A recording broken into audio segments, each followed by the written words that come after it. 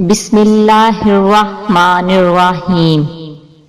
شروع اللہ کے نام سے جو بڑا مہربان نہایت رحم کرنے والا ہے۔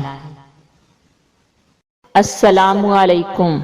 بیٹیوں یا بہنوں کی پرورش پر انعام۔ اور جو شخص 3 بیٹیوں یا 3 بہنوں کی پرورش کرے پھر ان کی تربیت کرے اور ان کے ساتھ پیار و شفقت کا برتاؤ کرے یہاں تک کہ اللہ تعالیٰ ان کو بے پرواہ بنا دے، یعنی وہ بڑی ہو جائیں اور بیاہ دی جائیں، اس پر بھی اللہ تعالیٰ جنت واجب کر دیتا ہے۔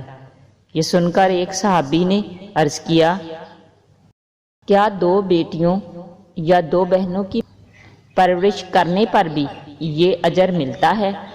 آپ صلی اللہ علیہ وآلہ وسلم نے فرمایا، ہاں 2 پر بھی یہ اجر ملتا ہے۔